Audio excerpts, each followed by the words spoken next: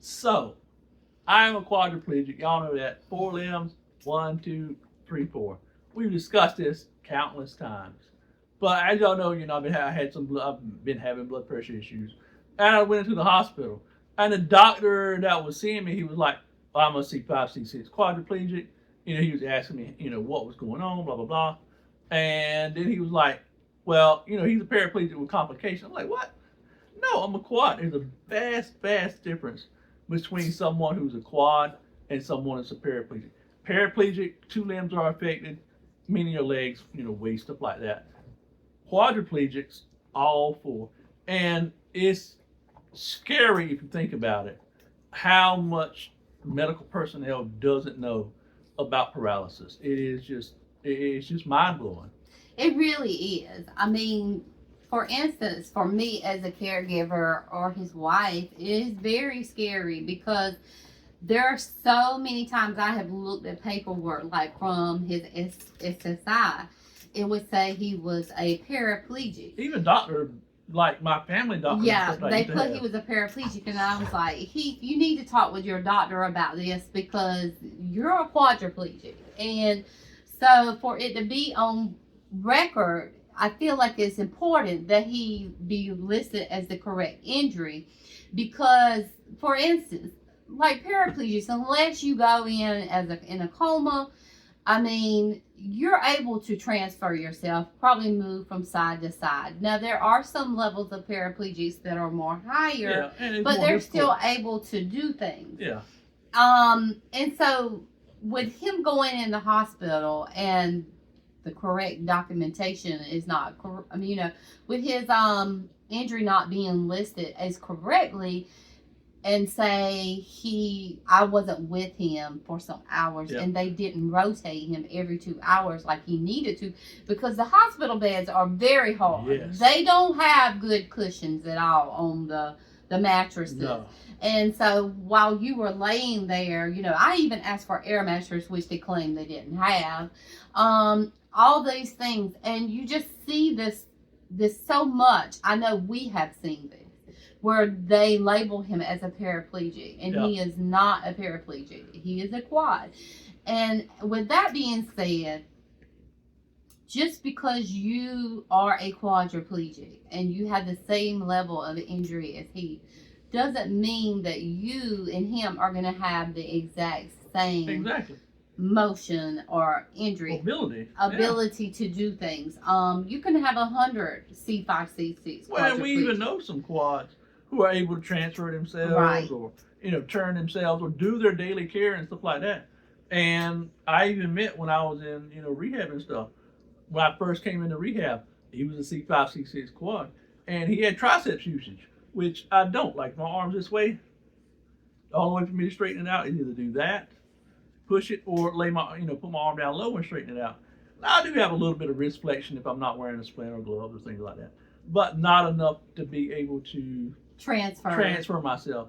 But like you can see me, like if I put my hands on the tires, push up like this right here, or be able to tap this. And you would think I had tricep, but what I'm actually using is my shoulders to push down, and I'm locking my arms in place, so I'm able to lift up a little bit. And there are some who don't have triceps that have enough strength, muscles, I don't know what it is, to be able to transfer themselves and stuff like that. Yeah, and I mean, he spent over a year in rehab. Like when he first got paralyzed, he stayed in the hospital for a month, and then they transferred him to a facility for 3 months. You came home for a while, and then you had to go off to voc rehab for a month. In place facility. Yeah. And I thought it was longer than that. No, it was only 4 weeks. Okay, and then after that, he went to a facility a lot. Like 3 times a week. Back then it was 3 times a week. And they tried to work with Heath. They tried to get him to, be able to transfer, and workouts and all those things. And it just wasn't. Or wasn't able. Yeah, I mean, it was physically impossible. Heath wears this chest strap, and the reason he wears it is to keep him from falling forward. Because if I fall forward, I'm stuck. Exactly. And he's not able to, I mean, he's able to move forward, but he's not able to get himself back up. And which brings up a story, well, two stories. I met a guy who was at voc rehab. He was a C4, 5, and 6. Me, I can take, like you saw me push up, I can lean forward, and I can actually push myself all the way forward without my chest strap on, but I can't get back up. This guy, he couldn't lean himself forward, but if he was down, like leaning all the way forward, he could sit himself back up. So that's just variance in, levels. And it is completely wild how each injury is so different. And also another story that happened to me at voc rehab was, it was after closing, and I was coming back down from the exercise building to the main building, and it's a steep hill. And I didn't have a chest strap on. I was in my electric chair, and I had a seatbelt on, thank God. But I fell forward, and I was literally leaning all the way forward with my arms down, and none of the faculty was there. It just so happened a guy drove by and went back by. He said, "Do you need some help?" I was like, "Yes, please. I can't get up." And to me, that was like super scary. The fact that I was stuck there and couldn't do anything. So do you think, I kind of personally think, it's how the nerves are affected and the spinal cord is affected. It is. And so that is why I think that every injury is unique in itself, and and the mobility that they're able to get and all is the fact that it just depends on the damage or the severity of the spinal cord. Yeah. So that's just my opinion. I mean, I don't know if for a fact if that's true. Well, I mean, I just think that's why you get such different mobility variations of what they can and can't do. Well, like mine, for example, like I have, we did a video about where Amanda was touching me and stuff, and I have, sense of touch in certain areas where I know as some quads who are incomplete like myself, and they don't have that feeling, below the level of their injury. Me, I have, certain spots you can touch, and I feel them. I met a guy who was a C4, I think. He had his arms, but he could wiggle his fingers, and he could take one leg and wiggle his one leg. But beyond that, he had no other movement whatsoever, and he had to use a sip and puff wheelchair to be able to get around and stuff like that. And that, to me, that was just completely mind-blowing. If I could wiggle my fingers, I'd be wiggling my finger all the time. It would be so amazing. But and a C4 is a lot it is higher than Heath's injury, so it would be probably a little worse. But then again, I've seen some that C5s or just plain C5s or C4s that are able to do a lot more things. I mean, it just, like I say, it depends. But it just bothers me that medical people do not realize the difference. Like even a nurse one time when we took you for UTI, when we told her he was a quadriplegic, she was like, "But he can move his arms." That is still false information. Yeah. Just because he can move his arms doesn't mean that he's still not a quad. Like I told her, most quads, how you can tell is their hands. Their hands are like mostly like this. Now you have some that have straight fingers. Don't get me wrong. They straight theirs out. But most of them, you can just tell a quad. Yeah. I can look at a person when they're paralyzed and tell whether they are a quad or paraplegic, and I have no medical degree. Well, yeah, you got no medical degree, but the thing about it is, a lot of times we have more knowledge about paralysis in general.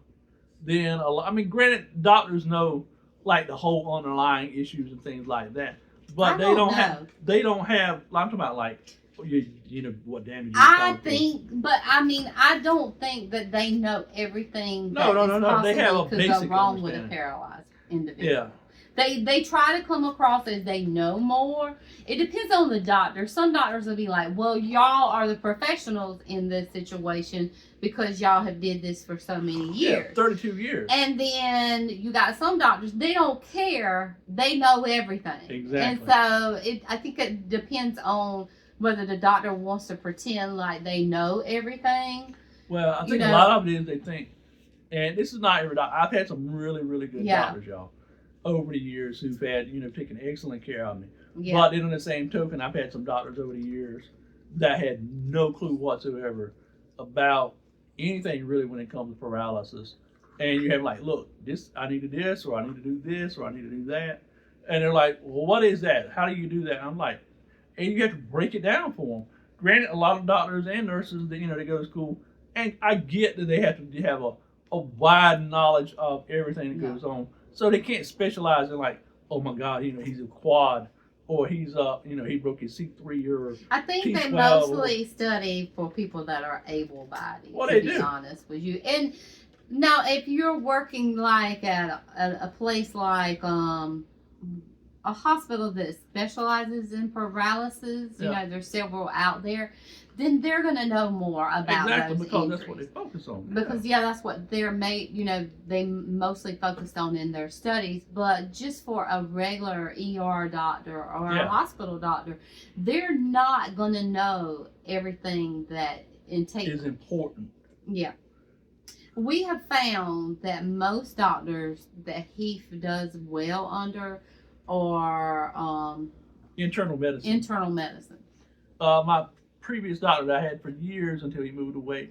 If you're watching this video, you know who you are, and I miss you. I miss you a lot. He's still a good friend of mine, though. Yeah. But he was probably and he was younger than me. He's probably 4 or 5 years younger than I am. But he came from a family of doctors, and he knew a lot about my care. He knew what was entailed, and me and him were friends. He could say things to me sometimes, like when I had a urinary tract infection. He said, look, I'll try you on one more antibiotic, and if this doesn't work, you gotta get a PICC line. I was like, okay. But some doctors are really good at that. And my previous doctor before my previous family doctor left, he was really good. But then we've had ones that are mixed in there that had no clue. I mean, there's generally no clue when it comes to dealing with somebody that's paralyzed. Even urologists as well that are supposed to know about a lot of that stuff. Mm-hmm. And no clue. So with the point of this video is if you are a quad or paraplegic, make sure that they're writing down the right diagnosis, what you can do and what you can't do based on your level of injury, because it's very scary out there. And sometimes, like going back to the doctor, sometimes I get very fearful because I think that they look at Heath and they think that his health doesn't matter because of his condition. But my goal is to keep him here as long as he possibly can stay, And so it's very terrifying for me as his wife and someone that, helps him with his day-to-day care, because I know those things. And when I'm trying to tell them and they're not listening, it's very frustrating. Yeah. And it's very emotional. I mean, I do pretty good as far as not breaking down until after it's all over with. But I guess because in that time that I'm going through it, I have to be strong and I have to do those things. And then after, it's like I just crash and I start breaking down and crying, because then you realize what the extent of it could have, what could have happened, And so I try not to focus on it at that time. I feel panicky inside, but I may be calm on the outside. Yep. And the thing about it is, as well, is that if doctors aren't informed correctly about, the difference between a quad or paraplegic or someone that's up walking around normally, if you're not diagnosed correctly, there's other complications that can arise because I'm a quad that wouldn't necessarily affect Amanda. Like if she was to go in the hospital for a similar injury or something, it's a much different situation coming from her to me, simply because I'm paralyzed and that there's other complications that arise because of my paralysis. Also, quads, sometimes their breathing can be affected. Exactly. I mean, like he can't cough. There are a lot of things that he can't do that. I mean, and I'm not saying paraplegics can't do that, because I don't really know many paraplegics, and I've not took care of a paraplegic all these years, so I can't say those things. But I do know that a quad is a little more higher up and a little more high maintenance as far as things go. And so you have all those things that you have to work, work you have harder to at. work harder at to maintain, to make sure that they're getting the best quality of life and all those things. And so it just upsets me that when they're going to school, they don't at least take a day course on the difference between a quad and a paraplegic. Yeah. I mean, for a doctor to say that he was a paraplegic with more complications, With complications. it's complicated, I think is what he said. Yeah. It's mind blowing to me. I'm like, you got to be kidding me. I really don't want this doctor practicing on my husband because he can't know the difference between a paraplegic and a quadriplegic. Yeah. And I guess that's me forgetting that they don't really learn all. Yeah, they don't specialize. They only, like, from what the nurse said, they just mention the word. Yeah. It's basically like just a little touch up and you go on. It's not something you study into deep because they have so much they have to. Well, and going back to the whole breathing thing, like me coughing, like I can cough, like but we have to push on your stomach. Because of the level of my injury, my muscles, I don't have the stomach muscles to be able, like, you can clench your stomach when you cough. And so let me give you an example of how I cough. If I cough, that's about how I sound. So sometimes if I have like a cold or something really bad, a man has to apply pressure to my stomach so I can cough hard enough to be able to get it up. Whereas someone that's a paraplegic or that's a lower level paraplegic, they're able to have more diaphragm function, which I don't have because, again, paralyzed from here down. And that can make a lot of, especially in the hospital, like if they get a cold or something in the hospital, that was the main issue. I developed pneumonia right after I got hurt because I couldn't cough. And that was super important. And that if they didn't know that, then that could have been death of me, Yeah. And it's scary also because what if somebody recently got paralyzed and they didn't know the difference between a quad and a paraplegic? I mean, that is just so crazy. What if, when you got hurt in 1993, they would have been like, well, he's a paraplegic. And we wouldn't have known because we've never known nothing about this injury. I mean, back then we didn't know nothing. No. I mean, we learned literally as the years went on. Yeah. And so it's very terrifying. And just always make sure, check behind your doctors. Make sure that they know you're a quad and they're not listing you as a paraplegic. Because believe me, when I say this, it is a difference between a quad and a paraplegic. Don't get me wrong. I think that they all can have the same complications and stuff like that. But if you're a paraplegic and you're able to turn yourself and stuff, and you're alert and everything, that's not going to be an issue. What's going to be an issue is someone like Heath not being turned every 2 hours, getting pressure sores. I mean, you don't want to go in the hospital for a UTI or low blood pressure or something and come out with a big hole in you because they let the pressure sore you get a pressure sore. And then you got a whole host of problems that you have to worry about. And that is one reason why I'm so thankful for Amanda, because a lot of people don't have family. Yeah. Well, for instance, I know a guy that is a paraplegic. He went in a coma, and I think he was in a coma for 2 to 3 weeks, and he got a pressure sore. And he was a paraplegic, but because he wasn't alert and able, he got a pressure sore from neglect from these hospitals. Because he had no one to advocate for him. Exactly. And that's what I was getting to, is that when I'm not able to, Amanda can speak up on my behalf.